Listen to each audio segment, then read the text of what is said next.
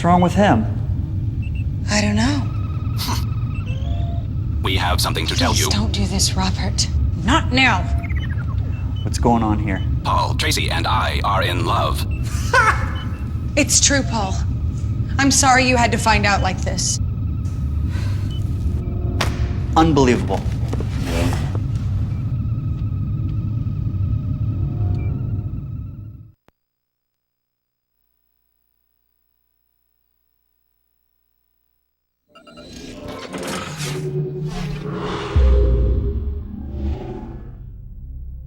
100,000 years ago, a civilization known as the Forerunners came in contact with an extragalactic parasite they referred to as the Flood. Initially, they believed the Flood to be something easily cauterized, something they would be able to root out, destroy, and potentially cure. But this was not the case. The parasite's life cycle begins as a series of small infection forms, spores which violently seize and transform any living creature with sufficient biomass and some level of sentience.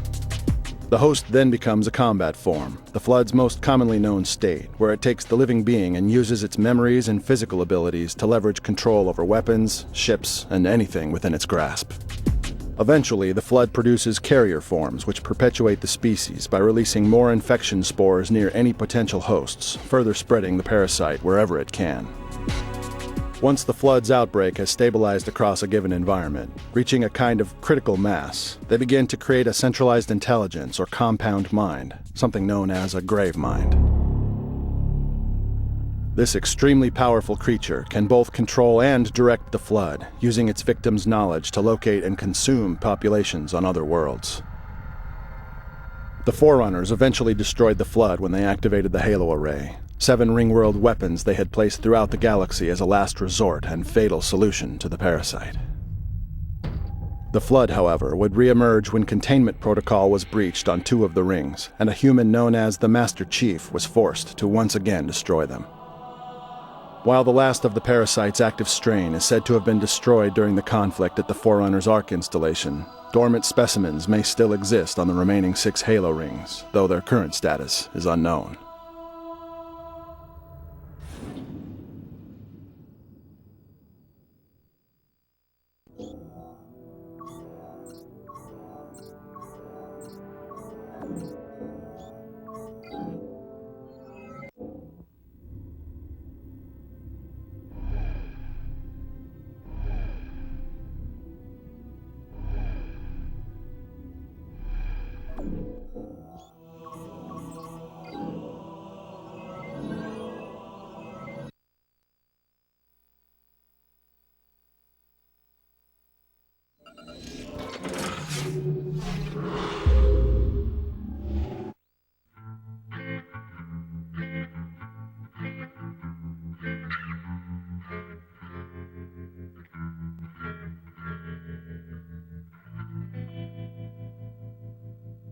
Wraps up today's meeting, unless there are any special requests. I have a special request. More food is not a special request, Private Griff. I need to take a sick day.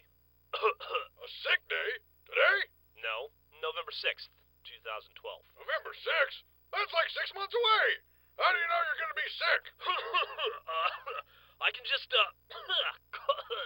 feel it coming on. Griff, if you're planning a sick day half a year from now, you don't need to do the lame fake cough today. Oh, right.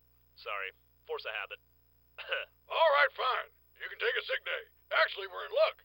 The Blues sent me a message and they want to call a 1-week truce starting November 6th as well. They did? What are they talking about down there? They're talking about November 6, 2012. It's the day Halo 4 comes out. It is? Yep, they announced it earlier today. Oh, right.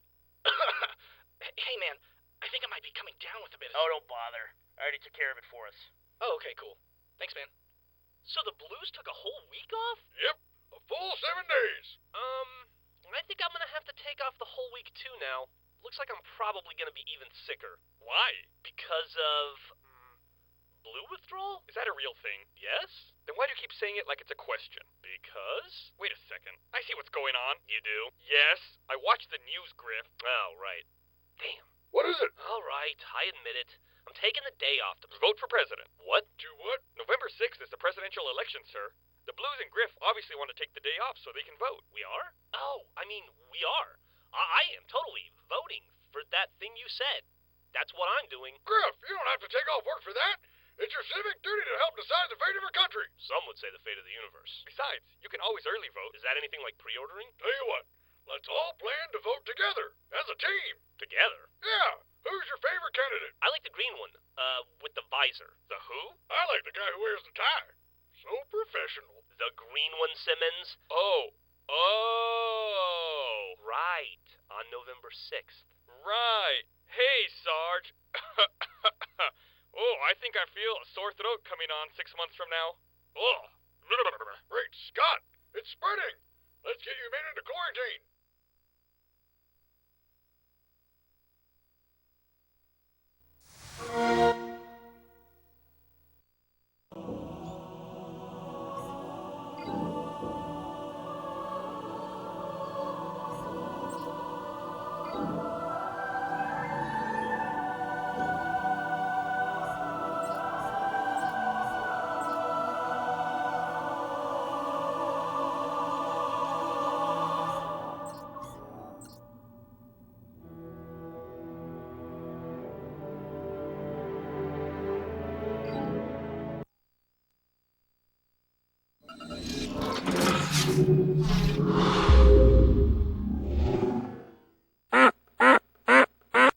Hey guys, I'm Pete the Duck, and welcome to Forge with Pete. Today we are going to be playing Tic-Tac-Toe. Tic-Tac-Toe is a 2-player map. You must have 1 red and 1 blue player only. If you have any more or any other team color, the map will not work. Also, I have some download instructions there on the screen for you, how to download the map straight from Halo Reach's main menu. Now, what really excites me about Tic-Tac-Toe in Halo is actually the Forge mechanism that makes all of this possible. But before we get to that, let's find out how to play. So when you spawn, you're going to have a barrier in front of you, and that's just to give you a chance to get your bearings before you start playing. Once it disappears, it's time to begin, and what you're trying to do here is get 3 spaces activated in a row. Now the spaces that are available are the ones with the golf balls on top. In order to activate a space, you shoot the golf ball onto your opponent's side. And you can see when I do that, the goal on the screen actually disappears. That signals to me that that space belongs to me. But when my opponent shoots a space, the golf ball is going to fall onto my side, and the goal is going to remain. So you can watch here as we finish out the last few available spaces, but neither of us ends up having 3 in a row, so it's going to be a tie game. Now once you have used up all the spaces in the round, you just have to wait a few more seconds for the round to finish. At the 1 minute mark, a mechanism is going to kick in that's going to automatically score you based on whether or not you have 3 in a row. Since neither of us do, we're going to end up with a tie score of 10 points each. As you can see here, it's a little weird, but we can see a lot of golf balls start falling from the sky. We're going to get into that when we go into Forge mode, but the important thing is we tied the game, nobody won. Let's move on to round 2. Okay, so here we are at the end of round 2. I have 3 in a row diagonally, so I'm going to win this round. When the golf balls start falling, my opponent's only going to get 10 points, but I'm going to end up with 15, giving me the victory, and that's how you play Tic-Tac-Toe in Halo. But let's go into Forge mode and check this out. I'm going to warn you up front, this one's going to get a little complicated. Okay, so here we are in Forge mode, and on this map we have the red player spawn on one side and the blue player spawn on the other side of this central structure. The central structure also has landmines underneath each of the golf balls, and so as you can imagine, when a red player shoots a golf ball, it's going to fall down and blow up the landmine on the other side. What's important about these landmines is they are actually Halo Ball goals. We're using the Halo Ball game type once again, and another thing is way up in the sky we have the ball spawn locations. That's where those golf balls come from at the end of the round. Now the way all of this is set up, in order to do a check for 3 in a row, what we're trying to do is get a golf ball to fall all the way from the ball spawn location to the bottom of the map. These Halo balls, the Halo Ball goals, are actually a bad thing. We don't want our golf ball to land in the Halo Ball goal. The shape of the goal is like a small cylinder that extends outwards. And as you can imagine, the golf ball is going to fall, and if it hits the cylinder, it's going to score and disappear, which is what we don't want. Now remember, a player can destroy the landmine, or in other words, destroy the Halo Ball goal, by knocking a golf ball onto it. And so that's why I do the 3 in a row check. If all 3 golf balls have been knocked on the same side, all 3 of these goals are going to be destroyed, and our golf ball is going to fall all the way to the bottom, and it's not going to intersect any of these goals. At the bottom is another Halo Ball goal, but this one is different. instead of scoring 1 point like all of these, this one scores 6 points, and that differentiates the winner from the loser of a round. So if you followed along with all that, you might realize that works great for a vertical check, but not so great for a horizontal check, and that's where the shape of the Halo ball goal makes all the difference. So they don't just extend out in a straight line, but they actually converge on a single point for each level in the grid. And so what I'm able to do is simply drop a golf ball at each of these converging points in order to do a horizontal check, and drop one here right up against the structure to do a vertical check, which leaves the last thing is the diagonal. And if you look right here, we actually have one of the diagonal points. For the last diagonal point, I just have some more goals extend out onto the side and do another vertical check, which is fine. But that takes care of all 8 possibilities of the map, and that's how I determine if a player has 3 in a row. So the last thing I wanted to show you is way up in the sky, we have our 2 sets of vertical checks, our 2 sets of horizontal checks, our diagonals, and our other diagonals. And those are all the golf balls you see falling at the end of the round. They're checking for each player whether or not they have 3 in a row. And that's how everything works. I hope you guys enjoyed the video. The map's in my file share. Thanks for watching.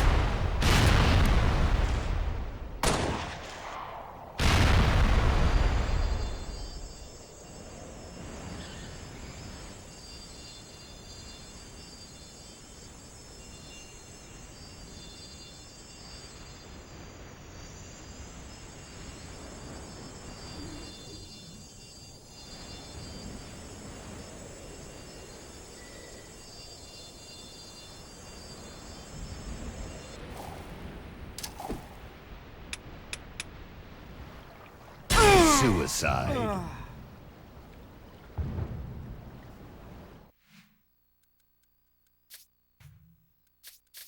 Game over.